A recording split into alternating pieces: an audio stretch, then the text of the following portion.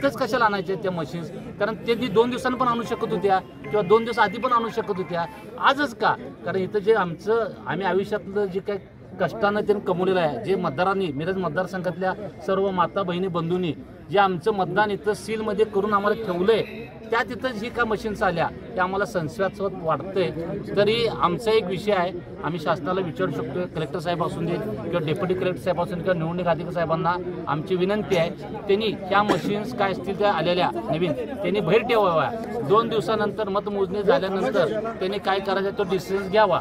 पण जोपर्यंत मतमोजणी होत नाही तोपर्यंत आमचे सुद्धा माणूस इथे राहतील. त्यांनी म्हणतात SRP CRP काय आहेत ते सेंट्रलचे जे काय आहेत, तरी पण आम्हाला इथले जे काय महाराष्ट्र शासनाचे जे काय पोलीस आहेत त्यांनी इथं असावेत आणि आमच्या मशीन्स आता आम्हाला दाखवाव्यात. आम्हाला स्वतः मी उमेदवार म्हणून मला दाखवाव्यात आणि जी काही CC फुटेज आत्ताचं जे काही तासापूर्वीचं आहे ते आम्हाला त्यांनी दाखवावं आणि आमच्यातली माणसं इथं 2 दिवस स्वतः इथं आम्हाला त्यांना झोपायला वगैरे द्यावं ही आमची विनंती आहे. कारण असं जर होत असेल तर लोकशाहीला हे कायमा फासणारी गोष्ट आहे.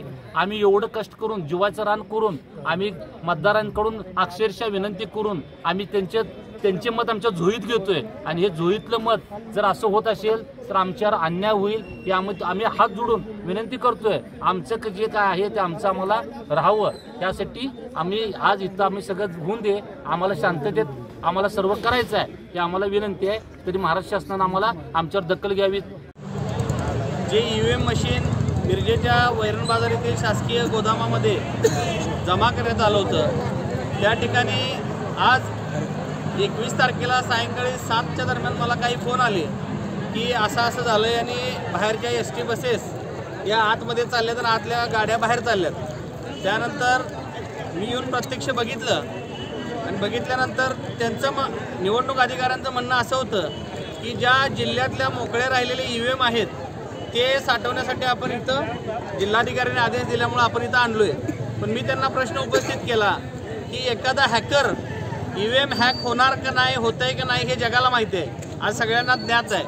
EVM एखादा हॅकर समजा त्या एखाद्या बसमधून आत गेला असेल आणि त्या 5-10 मिनिटात लाईट गेली होती म्हणे, त्या लाईट गेलेल्या वेळेमध्ये त्या हॅकरनं जर ते हॅक केलं असेल तर ती शक्यता नाकारता येत नाही.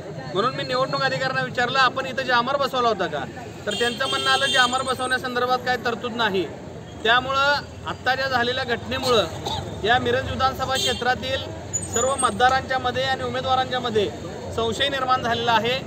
आणि मला असं सांगायचं आहे की जिल्हाधिकाऱ्यांना दुसरे कुठले गोडाऊन नव्हते का, त्यांनी मिरजेतच गोडाऊन मोकळ्या पेट्या ठेवण्यासाठी का पाठवलं, यामागे जिल्हाधिकाऱ्यांचा काय हात आहे का, ह्याची पण चौकशी होणं गरजेचं आहे. आणि मी आत्तासुद्धा सांगितलं की पुढच्या काळामध्ये आजपासून शक्यतो इथलं जामर बसवणं गरजेचं आहे. कारण हॅकर हा किती पण अंतरावर बसून हॅक करू शकतो.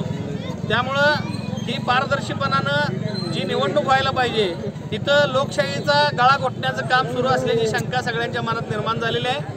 त्यामुळं निवडणूक आयुक्तांनी याची तात्काळ दखल घ्यावी आणि योग्य ती चौकशी करून कारवाई करावी, अन्यथा ही निवडणूक पुन्हा घेण्यात यावी अशा पद्धतीने मी आवाहन करतो. आम्ही पत्रकार आहे.